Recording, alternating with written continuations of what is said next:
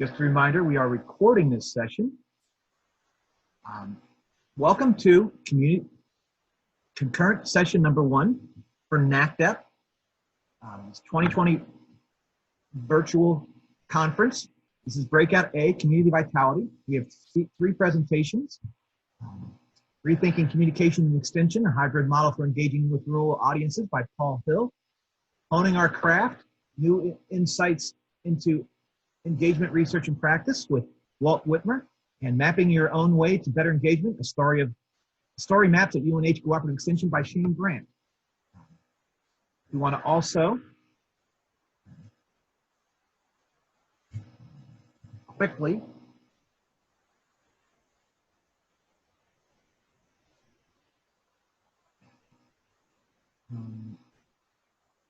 acknowledge our sponsors. Okay, just also remind people that sessions are being recorded. Each session is 20 minutes and mics are muted.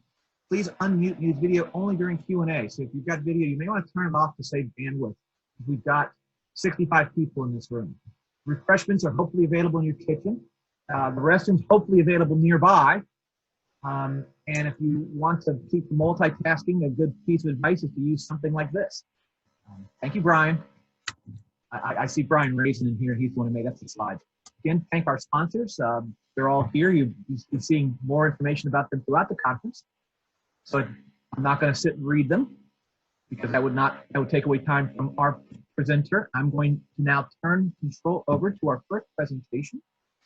And if you see my screen there, I'm going to stop sharing and give control to Paul Hill, who will present. And I think he's got some co-presenters. I'll let him introduce them. Rethinking Communication Extension, a hybrid model for engaging with rural audiences. Paul, take it away.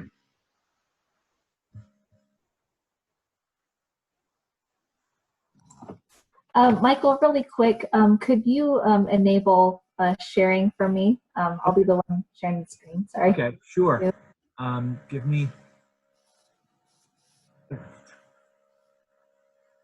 Okay, Amy, where are you? I'll just make you a co-host, and that should give you the power to do that. Perfect, thank you.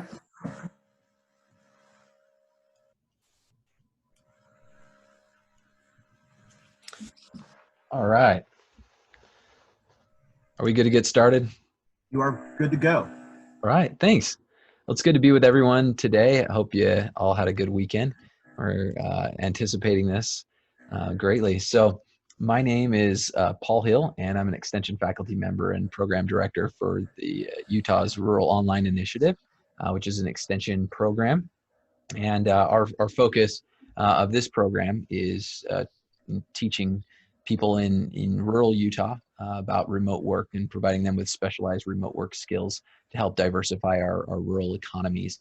And so as we set this up to frame this, to hope that while this program isn't available, like for instance in your state, to think about the methods and the template that we've applied to your own program. That may be in family finance, it could be in an agricultural program or food preservation. But I'd like to introduce Emmy Swadley. She's serves as our program coordinator for the Rural Online Initiative, and Dr. Amanda Ali, who serves as our program evaluator. So to get started, Extension professionals, as Extension professionals, we engage in communication and marketing constantly. And as program planners, we are trying to attract and engage participants into our programs. And traditionally, mass communication channels have been used by Extension professionals. We've seen many presentations about how to use social media and various project management software, and we've seen many articles written that in the Journal of Extension and other journals that show how effective these forms of mass communication are.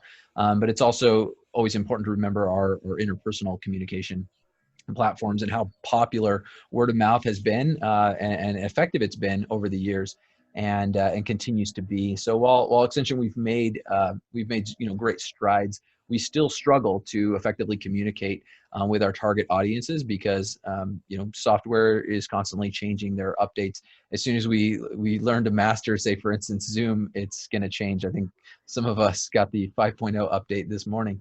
But the growth of social media platforms as communication channels has really in somewhat contributed to some social media fatigue. And Accenture professionals, we must make a more concerted effort to connect and engage with our existing clientele, both physically and digitally. And so this requires a strategic selection of messages and communication channels that can help reach our clients. And the hybrid strategy that we'll share today is all about, you know, our one of our courses that our program offers. It's the Master Remote Work Professional Certificate course, and the purpose is to provide this specific and practical recommendations for all of you to help you retain existing and attract new audiences. And so through this course, our objective is to describe our communication platforms for the Rural Online Initiative, and then discuss just the overall success of the communication strategy that we've employed and that we've kind of poked the box with and figured out something that works, and then outline specific recommendations for communicating with your target audience based on our experiences with our Master Remote Work Professional course. And so with that, we'll go to Emmy, who will discuss how the program, how it works, the methods, our program steps, and then followed by Emmy will be Dr. Amanda Ali, who will discuss our results as well as our conclusion and recommendations. All right, thanks, Paul. So I just want to start out by talking about how we promote our programs. So one of the ways that we found effective is our face-to-face town hall meetings. So our program coordinators go into these rural communities and set and organize these town halls and meet with them face-to-face, and they're able to answer questions and build relationships with these community members. And they also attend job fairs. They also meet with partners such as county and state officials. And so that's the part of the hybrid model that Paul was referring to with our, we really try to engage our clientele face-to-face, as well as with our social media accounts. And so we have various platforms to really reach our target audiences, including LinkedIn and YouTube and those kinds of things. We also have a website called remoteworkcertificate.com where students can go and sign up for our course, and they can also find additional resources as well as learn about past graduates who have had successes. So additionally, we also have a podcast called Remote Work Radio, and we interview remote work professionals that can give advice, as well as we interview our team members, as well as students who have successfully found remote work after taking our course. And we're able to, you know, make this podcast available on a wide scale by posting to places like Apple Podcasts, as well as like Spotify and Stitcher. And we've also even made it available as an Amazon Alexa skill. So if you say, you know, Alexa, listen to Remote Work Radio, you should be able to find us.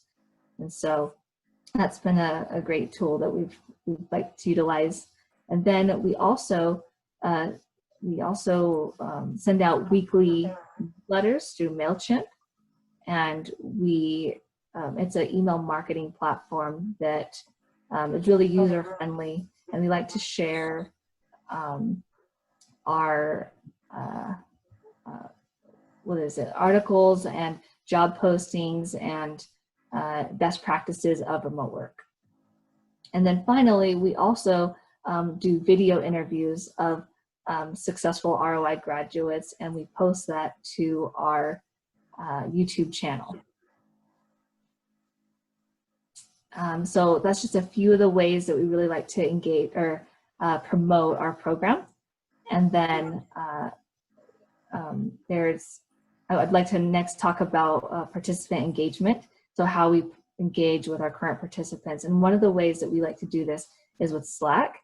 And there's a lot of benefits to Slack. And if you're not familiar with it, it's an instant messaging platform that is actually designed for virtual collaboration and communication. And we like to have our students sign up and interact with us this way as they go throughout our program. And they are able to reach out to us for questions. And this platform has actually really cut down on our response time. And so we're able to really pivot quickly and answer their questions and offer support. And the really neat thing about Slack is that other students can jump in as well and answer other students' questions. So it's like a network and a support system. And it's really great.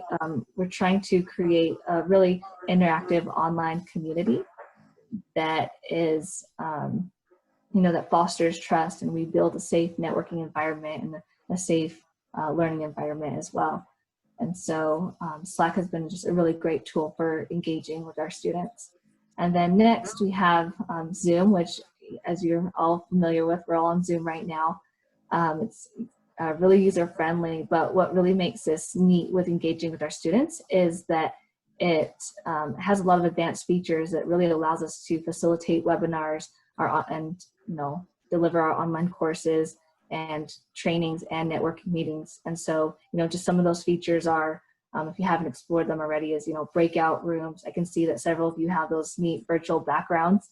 They have remote support, and so we can help our students navigate through this advanced medium. And so that's another way that we really like to engage with our students. And as they do this, they really gain a lot of confidence in their abilities navigating this.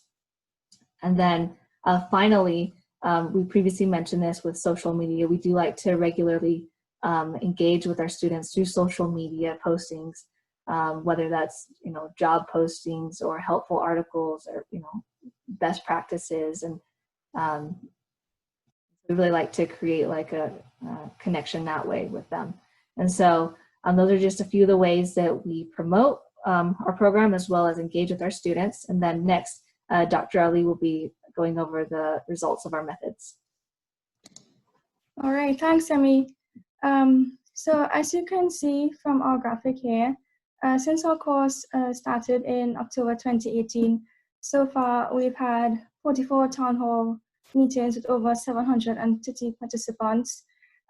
We've had engagement of over 1,000 participants throughout 11 job, career, and county fairs. We've had over 40 media stories and articles focused on participant success stories. And we've also been able to publish 5 national articles. And then with our weekly distributions of newsletters, we were able to have more than 2,000 subscribers. And then for our daily social media engagement, we've had about 470 participants. And so during this time, which would have been from October 2018 to November 2019, which was up until the point when we did this research paper, our course had 936 participants with an average of 112 actively engaging each week. And so, and we spent just a fair amount of time talking about how we use Slack. And so I wanted to just sort of focus a little bit more on what our stats for that looks like. And so we have a total of 7 public channels and 12 private channels. And so we can see here that most of our students used direct messaging, that was 57%. And we've also had 42% use our public channels. And the good thing about our public channels is that it's mostly, we use that for sharing relevant information about our course related to remote work, job opportunities. But this sort of highlights the point that Emmy was making about fostering that social learning and engagement. So usually our students would sometimes post their questions on the public forums, on those public channels. And in a lot of cases, we've seen that it's usually their peers who tend to respond to those questions. And so that sort of helps to build that peer-on-peer relationship And it's very hard to do online, right, compared to in class. So in that way too, it reduces the response time that they would have to wait to get questions answered by their PCs or program coordinators. So we found that to be really, really helpful, like having those channels dedicated to certain teams, and then encourage our participants to post their questions there, and then have their peers respond to them. And so overall, our course encourages social networking, and so we use a hybrid communication strategy to attract and interact with our students. And I feel like this sort of goes back to that point that Paul was making about social media being on trend. And we've seen that these digital platforms, they are at the forefront and often the centerpiece of our communication efforts. And I think going into the future, we'll see more of that. And so Extension should consider an intentional mix of traditional and emerging technologies to interact with their target audiences. So overall, what did we learn? Over the past year, we've gained considerable marketing and communication experience with our program participants. And so based on those experiences, we provide these following recommendations that other extension professionals seeking communication best practices can use to engage with their audiences. So our first recommendation is to classify your program into various segments. By so doing, it'll help to simplify a larger program such as ours into more manageable components. And so in this way, you'd be able to have a clearer idea of who are the intended audiences for each segment, and then you could identify various ways to connect with those groups. So as an example, in our course, we had our classifications broken up into 3 broad sections. And so we had marketing and promotion, which the purpose was to create awareness of our course. Our second category was stimulating interest, which was to attract new participants. And then we had continued communication, which was basically to maintain interest. And so we could see here that our target audiences would include our students, rural residents, and community organizations. And so this filters into our second recommendation of being able to determine suitable communication mediums to match each segment. And so this could be done by observing and assessing the communication preferences of these various groups. So for example, you may find that some residents may prefer social media, others prefer face-to-face, more interpersonal communication. And so being able to use that interpersonal communication for marketing and promotion, which is what we did, as Emmy mentioned with the town halls, we were able to stimulate interest and awareness of our program. And then other broadcast media could be to help really push more interest in our course. Our third recommendation is to seek partnerships with county and state partners. And so we found that really establishing those collaborations with other organizations would, one, allow for word of mouth communication, but it will also help to gain support for your program. And we've seen that with these partnerships, they do act as good resources, finding out about the best communication platforms in those particular areas that you want to reach those target audiences. And then finally, our last recommendation is to use various mediums to attract new clients. And so as Emmy highlighted, we've had emails, newsletters, printed advertisements, social media. And so being able to post information about our course on these various platforms, it really helped to increase the likelihood for our potential clients to see and be aware of our course, get interested, reach out to us to find out more about it. So we found that having a mix of interpersonal and mass media was beneficial to attracting a broad audience for our course. And with that, I believe we're near out of time. So I do hope that you guys enjoyed our presentation, and I think we'd welcome any questions at this point, or maybe I will hand it back over to Michael. I know a couple of people, we have time built in for questions. We started a couple minutes late, so if I know a couple of people have asked questions in the chat, and Paul has addressed them about rural placement and about broadband connectivity. The current question is about the overall goals of the return of investment in the program. And there was also a question earlier in the chat about comparing Slack to other means, other program sharing mediums like Blackboard. I can address those. I'm not really familiar with Blackboard. If I recall, I used it in the early 2000s. I think Canvas has come in as a superior learning management system. Slack is the communication platform that we use, and it's a closed, think Facebook group. It's a closed group, organized communication for teams, and so it's free up to a certain point. I would highly recommend if you're not using it to start utilizing it. It's been very effective during the pandemic and keeping open communication with people that you typically, even if you work together in the office, you can use Slack to stay in touch. You can have the app on your phone, your mobile, your desktop, your laptop, and it all syncs. It's really nice over the cloud. To address the question about the overall goals of the Rural Online Initiative program, the goal is to, ultimately this was funded by our state legislature and received ongoing funding in the last legislative session.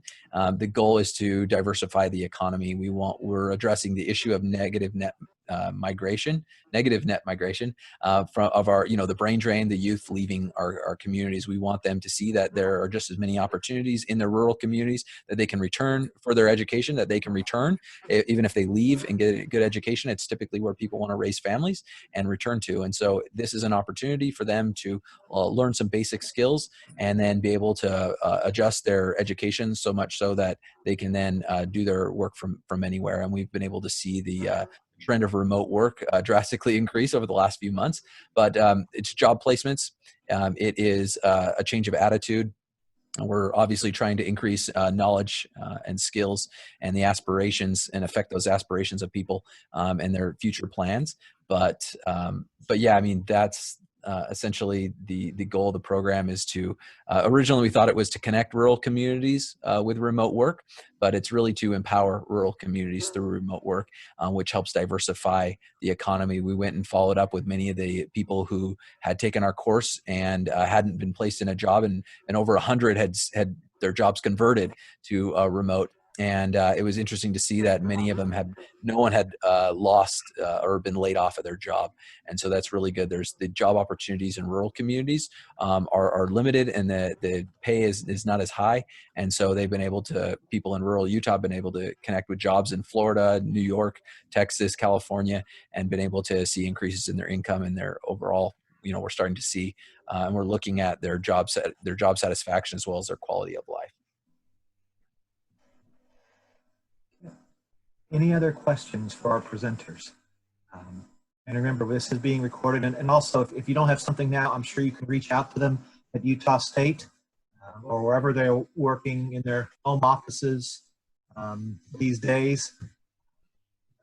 Again, one thing about NACDEP, and stress as a newcomer, is that we are very much an organization where people are encouraged to reach out and connect, because not every state has people working, but we're all working on the same thing, even in different places. I know that didn't make a lot of sense, but it does if you think about it. Anyway, let's thank our presenters, and we'll transition to our second talk, Honing Our Craft, New Insights into Engagement Research, Engagement Research and Practice by Walt Wimmer of Penn State. So Walt, do you need anything, or you ready to go? I am, Michael. Thank you. Okay. I will be as soon as I can find what the heck happened to my. Wait about a minute or so, because we are, actually now, we're supposed to start at 1:15. Brian has us very regimented wherever he might be. Okay. And the reason for that is that way, if people, just like if we were in the physical space, and people would have wanted to jump in and jump out of sessions, how people move from one place to another. We want to be able to do that in a virtual space. We don't want to get too ahead or behind, and we're right on time. And actually, I just see somebody I've never seen this many people in a meeting room. It wasn't a plenary because we've been over 80 people since we started, and that's fantastic. So again, Walt, you want to take? I'm having trouble accessing my PowerPoint that is up on my screen. I don't know why it's not loading.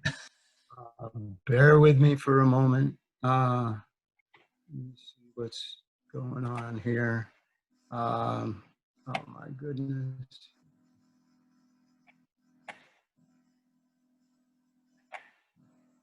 I have no idea why this is not loading.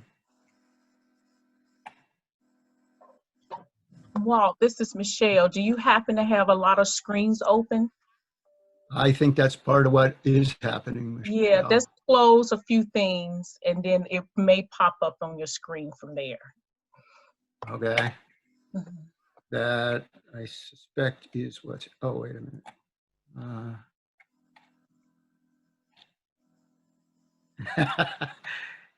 Yeah, oh my goodness.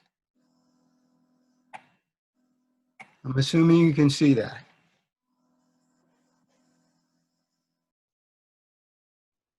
Yes, we can see it. You might want to make it. You go to slideshow. Right.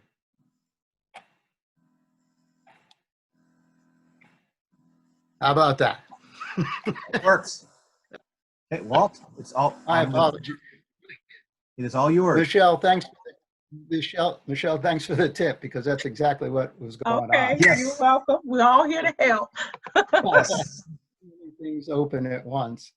So my name is Walt Whitmer. I work for Penn State. I've worked with Extension now for a bunch of years, and currently working with the Water for Ag project that I'll talk with you, talk about in a little bit here. That will help explain sort of the broad context, but then I want to sort of dive into what we're doing, why we're doing it, how we're doing it, and that kind of thing.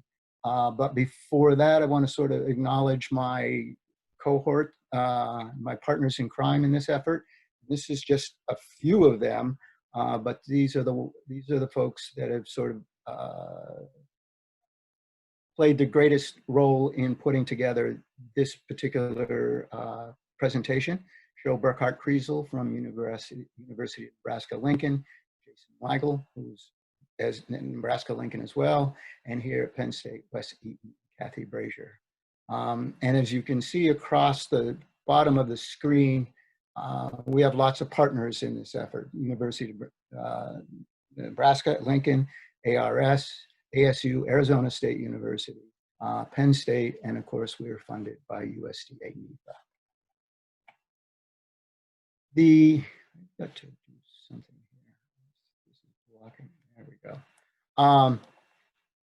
So our whole reason to existence, right, is we've long pondered, we've all heard sort of the importance of and the need for effective engagement in the work that we do in communities, right? It's an opportunity to share views, learn together, coordinate action, leverage resources, all of those kinds of things. But we've been taking this deep dive now for 3 years into literature and the practice and all of this of engagement. And, you know, most of the time we speak about community engagement, you know, from a perspective of, does it get us better outcomes? Or we expect that it gets us better outcomes. We expect that it amplifies and incorporates voice. But what is the evidence, essentially, is our overriding driving question. What is the empirical evidence for the effectiveness of engagement? So when we put together this proposal, and have now been working with all of this for 3 years, we're really focusing on the science of engagement as a research agenda, and we're really thinking of it in the context of the black box of engagement. What actually happens and under what conditions? And what can we learn from all of that from a research perspective and a practice perspective? So in short, we're sort of, like I said, NEFA funded 4-year project, very purposely multidisciplinary. We have practitioners, social scientists, biophysical scientists of all sorts, and really working in a collaborative kind of approach that facilitates community-led engagement in 5 sites, and I'll show you a slide here in just a second, supports those teams with biophysical and social science research and information, and studies what changes, importantly, at the individual level, the group level, and the community level. And then what do those changes and how can we assess how those changes play out in an environmental context? This is our broad palette essentially is water and agriculture, but most of this applies to any sort of purposeful engagement activity around any issue. So here's our 5 sites. This is sort of the real high level. We have 5 local leadership teams and efforts going on, 2 in Nebraska, 2 in Pennsylvania, and 1 in Arizona, facilitating a 2-year modified strategic planning process. You'll see some of this will make sense a little bit more in a minute. Identify those issues. This part is certainly nothing that's particularly new to most of us.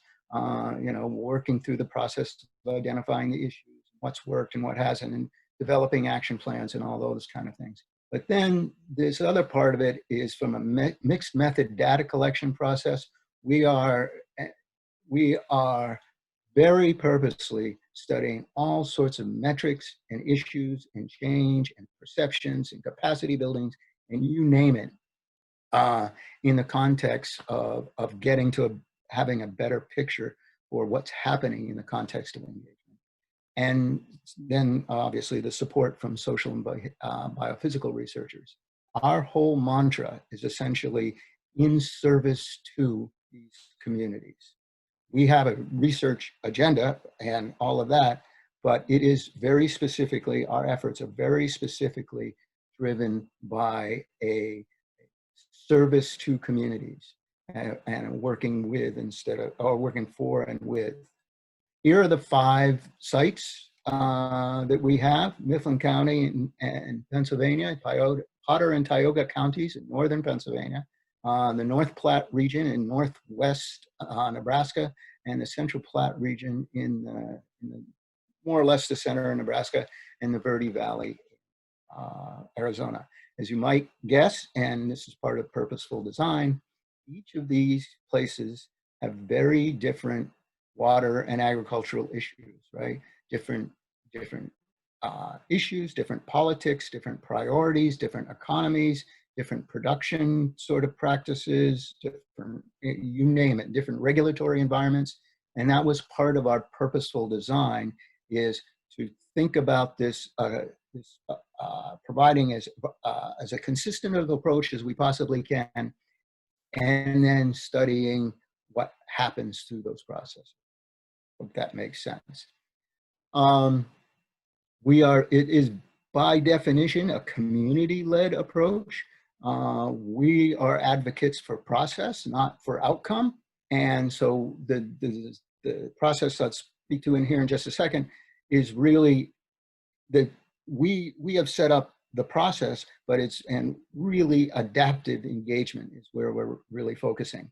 But to build some sort of consistency across all these sites and able to study it, we're focusing on all our processes purposely pay an awful lot of attention to building long-term trust and relationships, incorporating the view of multiple stakeholders, co-creating knowledge and learning. It's not just expert-driven. We are tapping and very purposely have all our design structures to co-create that knowledge within those groups and to learn from one another. That's very, very purposeful. Identifies the issues, develop common frames, leverage resources, those kind of things. I don't want to spend too much time on this. Maybe we can come back to some of that if you have a question. And so we have these 5 processes going on, 5 engagement things over 2 years in the 5 sites. And obviously, because of the differences, we needed a common framework from which to work. So this was the common framework that we're all working from and adapting from, building those trust relationships, identifying key partners and programs, assessing all information and data, and partnering and collaboratively doing this with all these groups, not just us providing this. This is very much a community-led effort. Assessing the effectiveness of current programs, priority critical issues, building long-term capacity, that's an important one, not only from a leadership perspective, but from a technical perspective. It is all, and you'll see in our research model that that's a critical component that we're looking at. Developing engagement plan. We're working with leadership groups, right? But each of these groups purposely have an engagement plan for how they're engaging and want to engage everybody else in that community. And with a very purposeful attention to underserved groups and folks that have normally not been at the table. And then evaluating and assessing sustainability. We're about 18 months into the formal engagement part of this right now. So in a nutshell, we've sort of termed this adaptive engagement. Is we're adhering to those processes, those principles, those goals, those evaluation research metrics, but we're remaining adaptive and responsive depending on what the community's needs and priorities are and conditions and circumstances. That's really the sort of the tug of community-led and trying to study this at the same time. We could talk forever about that. And just to sort of, and I'm not sure we have a lot of time to dive into this too much, but we've also done a deep dive and we are now working on a lit review paper of about 800 or so articles in the literature and books and such. And there's a lot of things that come out of that we thought were important to incorporate into how we have approached this. So information exchange, you can see how we've done that. The importance of opportunities for interaction, inclusiveness, extended engagement, all these process control. You can see this list. I don't want to spend the time going through it in much detail, but essentially what we've done is take these concepts from the literature and to the best of our ability, build those into the processes that we're undertaking and consequently studying. Here's sort of the big picture of how we're going about studying this. In terms of the context factors, all of this, the local politics, all of the things, history, you name it, there's that stuff that goes on in the community. Each of us are individuals and everybody involved is an individual. So there's those kinds of sort of context issues that affect and shape engagement. Then there are process issues and conditions and strategies and approaches that affect engagement. And then the assumption is through this process that we're building social learning, we're building capacity, and then we're also changing, we've got environmental outcomes, essentially, changed environmental outcomes. It's sort of like a little bit our theory of change model or logic model kind of approach. And the overriding research question that we're digging into is whether and how and under what conditions and for whom individuals, stakeholders, groups, broader community, you can see that list. Social and environmental change happens as a product of engagement. That's our big, hairy, audacious goal, for lack of better description. And here's sort of just to break that down a little bit to give you a sense of some of the things that we're studying and looking at and observing. So here's the sort of contextual factors I talked about: external to the group, internal, individual attributes. We all come with an openness to learning and change. We all come at these things with our own problem frames, right? So those are sort of the pre-existing conditions that we start with. And then we're moving to our process conditions is essentially our strategy, our engagement strategies. We're paying careful attention and building and ensuring in our process are concepts like diverse participation, perspective sharing and listening, process control, constructive conflict. And these are all hard things. All of us who do engagement know that these are really hard things. And then sort of skilled facilitation and scalar fit, all of those kinds of things that are embedded in our engagement process. Then, assuming that, you know, all of those, you know, we paid attention to the pre-existing conditions, the process conditions. Now, what can we start to think about or assume or study in terms of change because of those things? And as community capacity outcomes, you can see some of this list: normative change, enhanced sense of responsibility, efficacy, those kinds of things, trust and relationships. All these things we can measure and are measuring. Incremental learning, transformational learning, mutual understanding. All of those things are metrics built into our evaluation and research process. And then finally, if all of this sort of if then of a logic model kind of approach, but it's more of a theory of change because it's muddier. You know, if these, what do we, from what we can learn in all these conditions in phase 3, how does that connect to or relate to, or what kind of connective logical, you know, from a rigorous perspective, what can we legitimately say changed on the ground because of these process and social change and pre-existing conditions? It's complicated, and it's far too complicated to talk about in just 10 or 15 minutes. So here's the big picture, and whoops, I want to go back here just to give you a quick snapshot of how we're studying this. We did an awful lot of work with interviews, community surveys, and all sorts of things on the ground. Then we have these 2 years of engagement going on right now, and it's observation, facilitator interviews, participant interviews, media studies, formative evaluations, all sorts of things like that. And then post, most of our engagement processes will formally end in the end of 2021, 2020. And then we will sort of replay what we did in the pre and the post. So we have information from pre and post, but we also have a ton of information from the process context.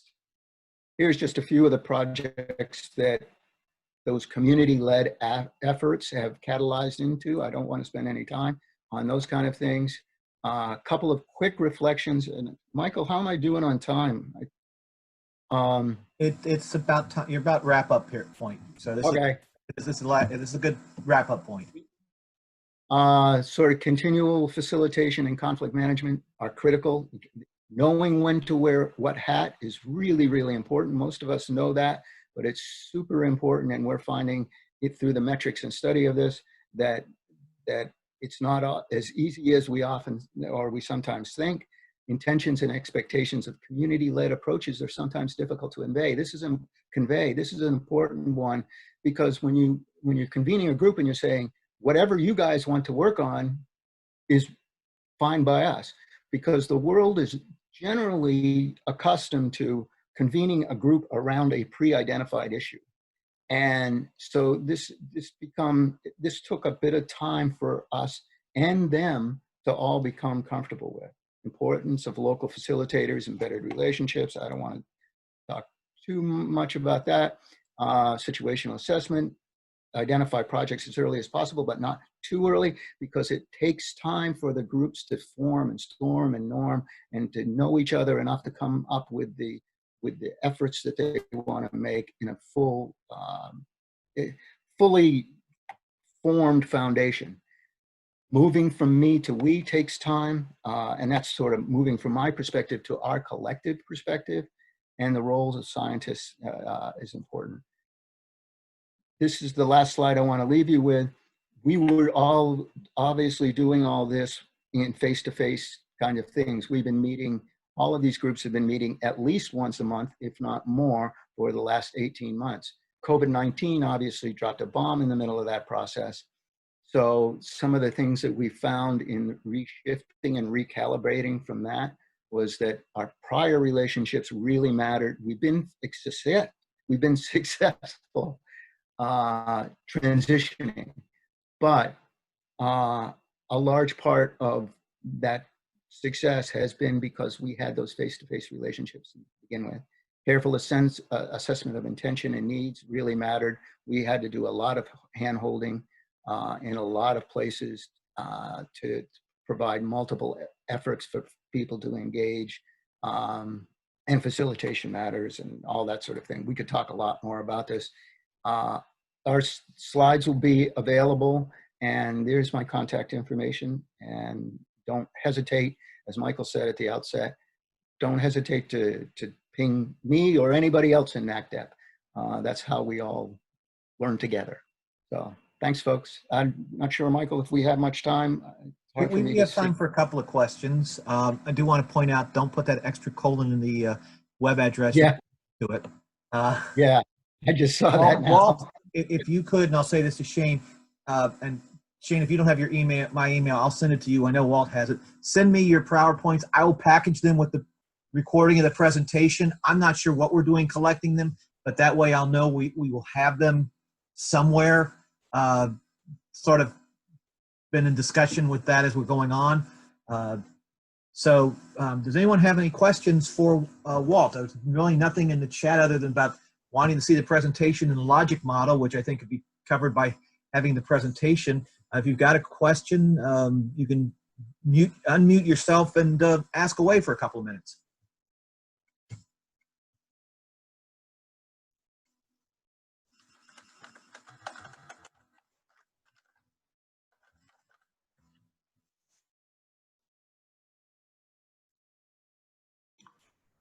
Actually, where should we look for the outcomes of this work was asked in the chat. Yeah, I saw that. Lots of places, David, where we've got a gazillion papers, either in play or already published.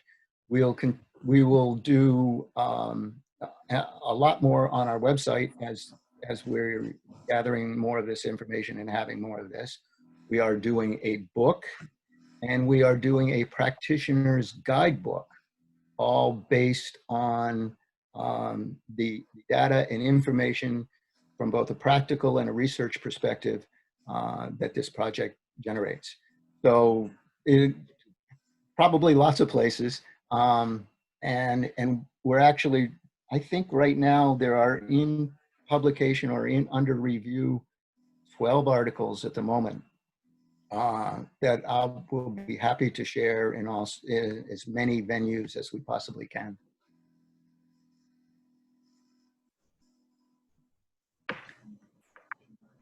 This is Nancy Daniels, and I was the one that asked, even without knowing what your outcomes were, I would be interested in knowing how you were going to measure those outcomes. How we're going to measure them? Uh-huh. And if not orally, just to see that in your, logic model or your. Mm-hmm. Yeah, well, I can share with you, it's the conceptual model paper is almost done and is in review. But that's where the gist of this is, because that speaks most specifically to the metrics that we were identifying and the information and how we approach those metrics and what we found as a result of that. So Great. yeah, that will help a lot, Nancy. Thank you. Unfortunately, time. This, as we all know, this is complicated stuff, right? Well, maybe once we get you get it all through, we can get you for a webinar in 2021 or something, part of our continuing series done by the Member Services Committee, which Walt is on, so that's the reason I'm just mentioning that. We would be happy to. I think I'm going to end up with more webinars than I have weeks in a year at this point. Everyone wanting to get in. At this point, let's thank Walt, and we'll turn control over to our third and final presenter, Shane Brandt. of the University of New Hampshire, Mapping Your Way to Better Engagement, Story Maps at UNH Cooperative Extension. All righty.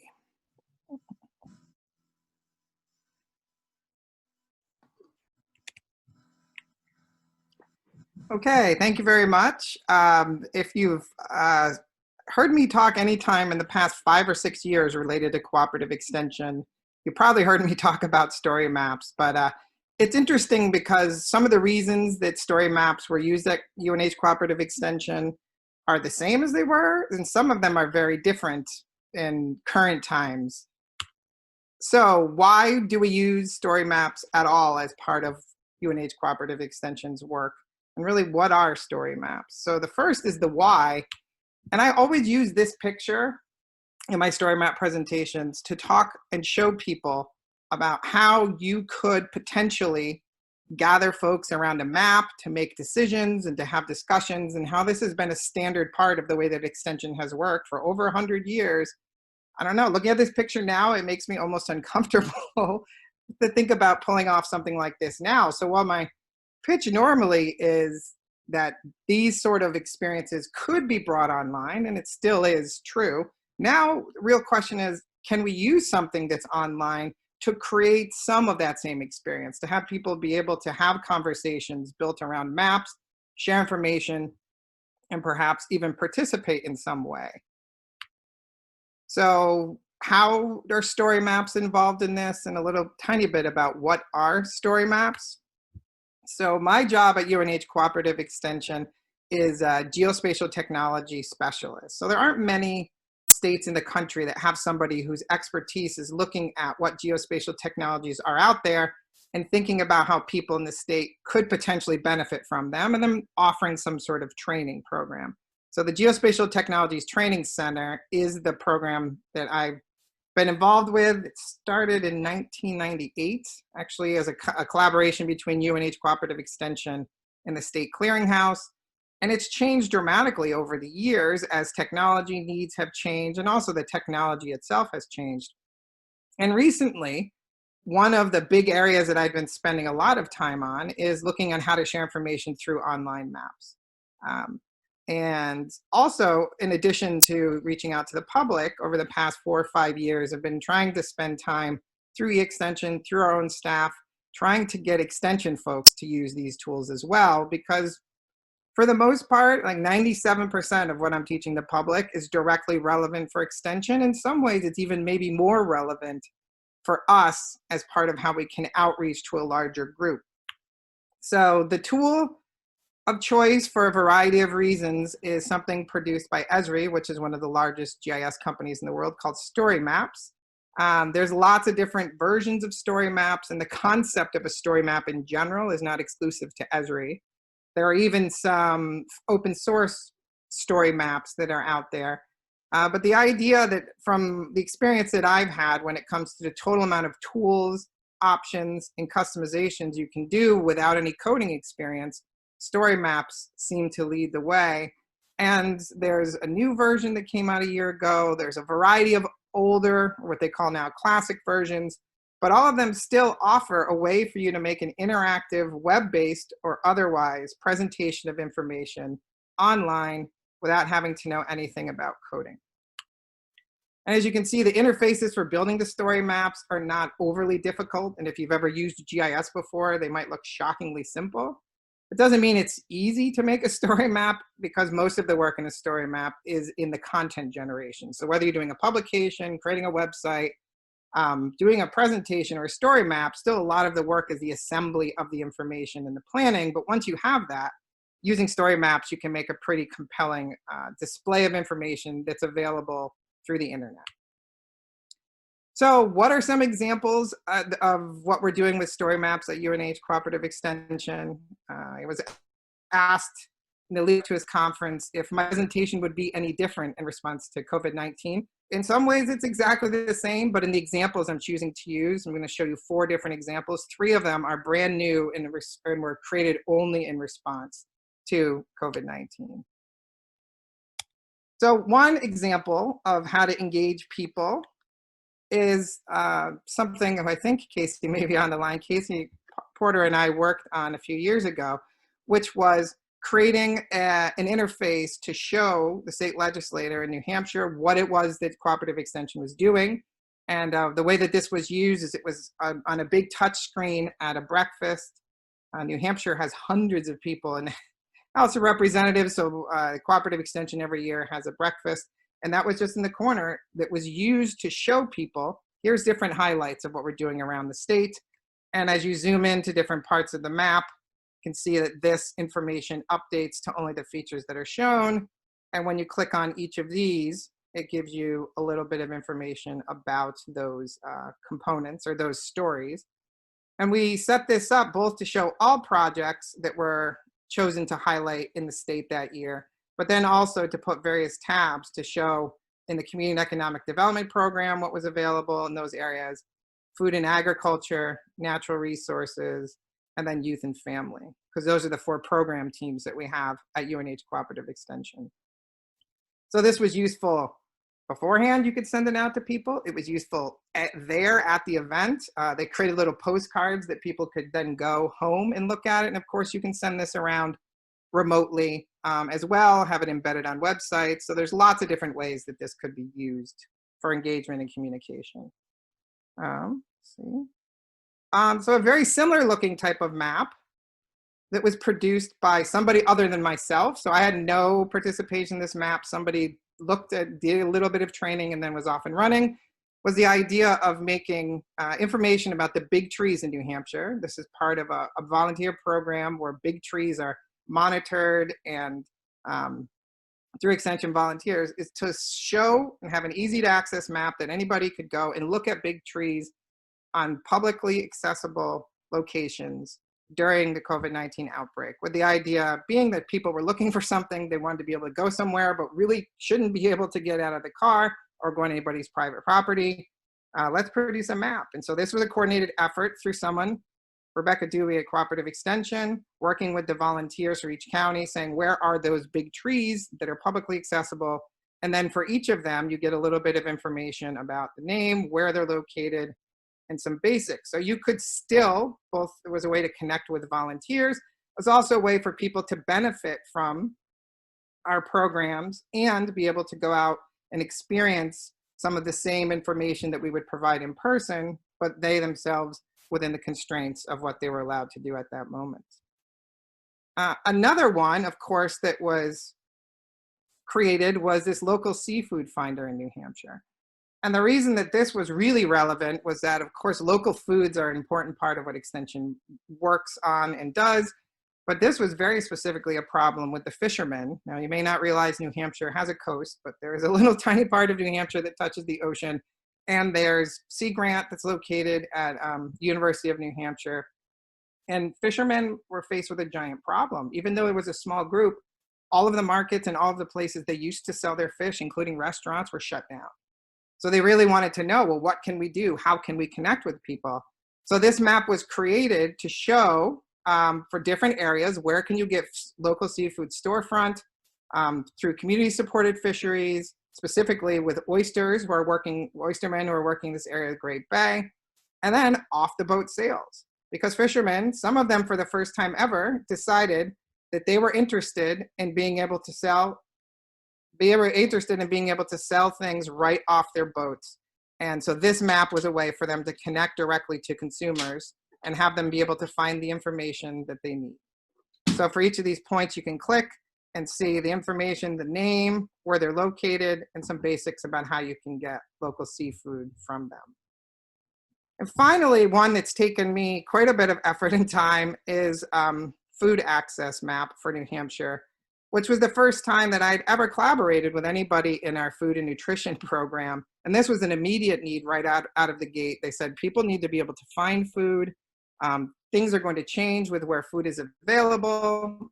They also were getting information from people who wanted to find ways to donate. So this map you can interact with by just clicking on any of these. I would like to be able to find where you can have food delivered to me, zoom to your area of the state, and then I can go ahead and click on that bubble and get information. And it turns out that this is now not just sort of an add-on to this team's work.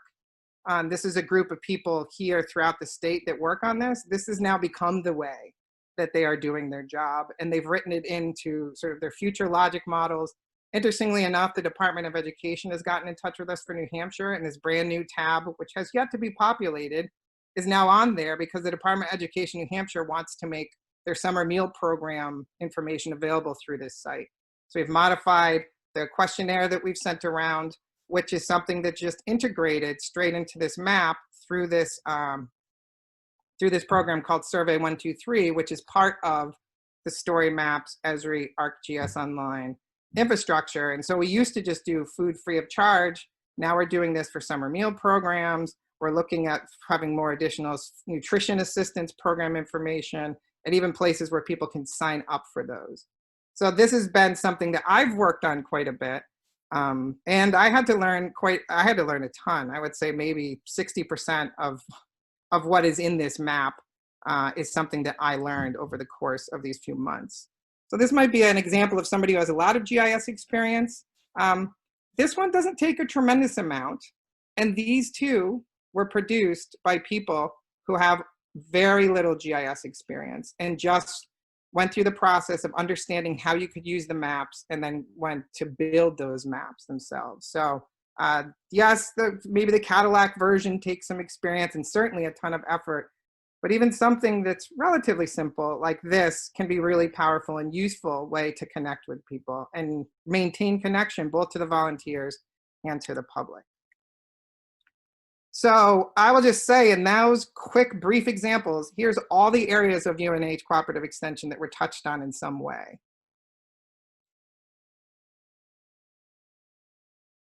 So that when you think about what does Extension do, and that's, in those just few examples, hits a lot of the main areas, and both the information is being shared, connecting with volunteers, and information is being gathered and shown back to the public. Now, an important point to know is that these story maps have, as part of the templates, are mobile ready. Now, you can't control how they display on mobile devices, but these are examples of the Big Tree map, the food access map, and the local seafood finder map.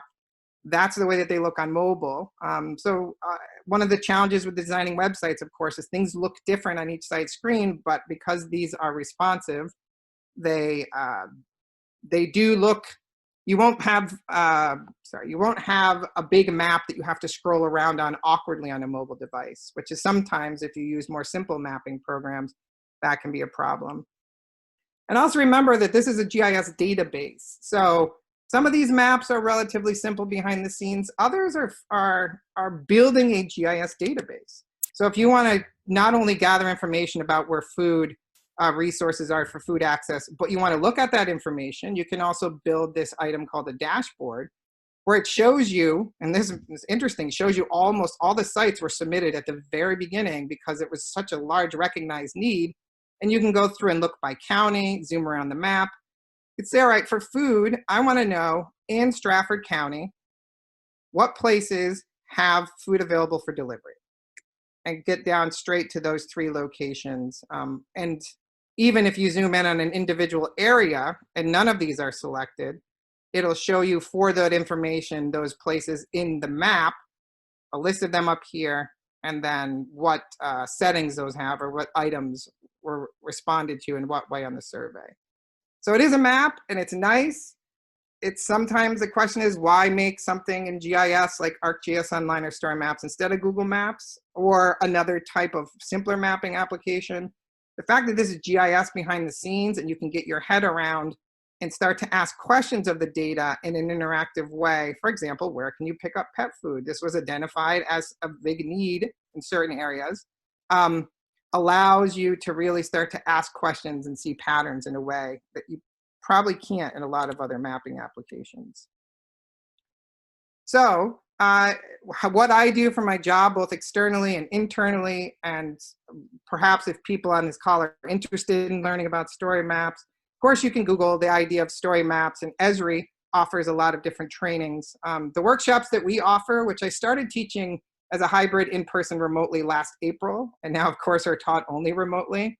There are 2 different story map workshops I teach. One is photo-based, meaning those sort of interactive single maps like we saw. And another is the narrative-driven story maps, which are longer, and instead of having one map you can interact with, have a series of maps. Long ago, as part of my work in the extension, I also created this Map Assist website that was part of sort of the continuation of our geospatial technology community of practice. So I've been creating posts about different sorts of maps that I found that are extension-like or produced by extension. They happen to all be story maps, although I'm interested in seeing any other types of maps that are used well for outreach and engagement. I'm going to be putting a COVID-19 section on there very soon. So from my perspective, what I would love to see, and maybe this is something that people can reach out to me about, I'd love to hear from people, is like, to me, both external audience for the public, but our partners and also inside, you know, how do we get people to understand how this technology could be used? To me, inspiration could come from examples of how extension's using them. I try to do things for our staff and externally, what's the best way to have this training and or support. And then I'm always interested in seeing ways we can work together. And some of the maps that I've just shown you have already spawned different connections and collaborations. So this is my contact information. The presentation and a text file with all the links are available at that address below, bit.ly/NACDEP2020 So I'm ready to answer any questions that people may have, and I'm also willing to stick around after the end if people are interested in chatting a bit more after 2.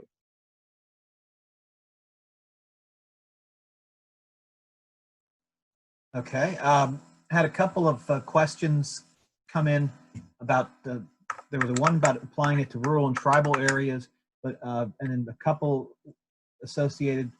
So we'll start with that one. On how do you apply this in rural tribal areas? I think well, New Hampshire, my understanding is not exactly metropolitan. So no. Well, the funny thing, of course, about the mapping is the mapping doesn't care, the technology doesn't care what you're mapping or where you're mapping it. So like if we wanted to make our New Hampshire food access map global, we could, because it's just a matter of where people put the information in. I think strategically how you use it in different areas, whether it's tribal areas or a more metropolitan area, to me, it's more based on like what questions do you ask and what's the best way to display the information. Because I do know we spent a lot of time on that food access map thinking about how do we let people find only what they're looking for and not confuse them with just a giant like mess of data at once. And I think in more dense areas or in areas with different points of emphasis, it could very well be that food delivery is impossible. So you don't want to put it on there because you click once and there's one point. So I think that more so than the mapping technology itself, but the strategic use of it is what would be different in different areas. I do see Esri's survey 123, does it build the map? So Survey 123 does put points into a layer in ArcGIS Online.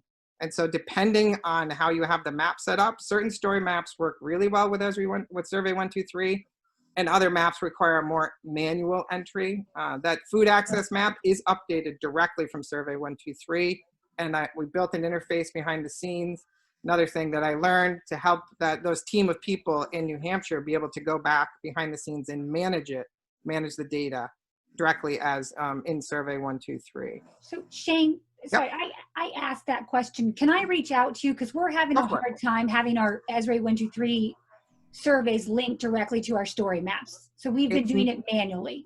It's not ideal. It really depends on how you're building it, but yeah, Okay. Sure, definitely reach out to me. Thank if you. nothing else, we can commiserate together, Okay. but I might have some ideas Okay. about how to get it to work better. Great, Yeah. I appreciate that. Yep.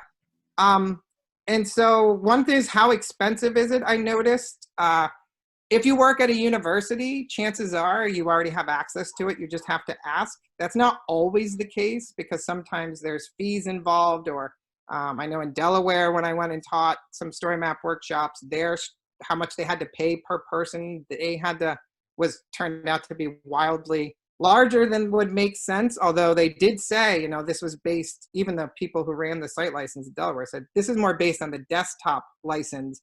This was a couple years ago I went. They said, we haven't grappled yet with this ArcGIS Online. But I will also tell you that the beauty of story maps, in some ways, is that you can have a free public account. You don't need to pay for ArcGIS Online at all to make story maps. Of course, if you're at a university or you want to have more branding or control over it, and especially if you want to be able to use something like Survey123 to collect data and to put it on the map, you definitely need to have a paid account. Although, to use Survey123, you only have to have one paid license because the person who sets up the Survey123 survey has to have the paid account. But if you go to our food access website, and I guess maybe what I'll do is I'll just click down on the next slide. Those links are available at this bit.ly address, but I can also put them up in case people want to see them, although some of them are kind of ugly. But anybody can enter data depending on how you configure it. You could also configure it that only certain people with licenses could enter data. But I would say if you go, most university extensions always associated with a university, they probably have this license. How you access it, sometimes you just ask. I've had people in extension just go ask and get an account. And sometimes it is a more involved process, but some people it's just a matter of asking and somebody says yep, and they can get a license. The other thing people ask is about the map, like the food access map. How do you keep that up to date? And that was one of the huge challenges. So we could spend an hour just talking about that one map, but I will say that the reason that map works and was even accomplished and was thought through was because it wasn't just me. Like I was the mapping person with the expertise, but our nutrition and healthy livings team said, we are going to manage this map. We have connections. We worked with partners. And if you look back, I guess this is maybe the last point I'll make. If you look back at this overview here to see when the data were submitted, the survey went live March 24th. And the map went out March 30th. And you can see that because of extension, because of the folks I worked with, their partners in the state, they were able to get the word out really quickly. And they felt pretty good that while not every single site was on here, there was quite a few, the majority of the sites that fell into these categories was on there. So that was, to me, why extension was the right place to make this map, because you have people in counties, because this is their job anyway, and because of the connections we had directly to the public and to partners. But yes, keeping this up to date, getting the information in is a really key part of what makes this useful. And that's one of the reasons that I think this map especially was so well suited for extension to be the entity that made this map and maintained it over time. We're now getting into break time. Yep. Presenters, a couple points real quick someone asked if you'd used it during COVID. And I think some of your latter examples were all recent development, including the one you just had up there. Is that correct? Yeah, so the New Hampshire, yeah, so if you look on this list here, the highlights was done 3 years ago, but the food access map, Big Tree map, and the seafood finder, those all, I think the earliest one was the food access map, and that was March 30th of this year. So those three were in direct response to COVID-19. And there was one question about differences between open source story map and going through university permissions. Yeah, so it's the Night labs, Night as in Knight with shining armor labs that produces them. They're definitely different. There's a similar type of approach. I mean, even Google online, Google Earth, the online version has a similar type of story map approach. They definitely are different, but they do accomplish similar types of things. So I guess the question is, you can't find a version that works the same way, but if there was something about Esri or the payment or the fact that you just liked open source, there are similar types of things that you can accomplish using those, but one doesn't help you to learn the other, at least from my own experience.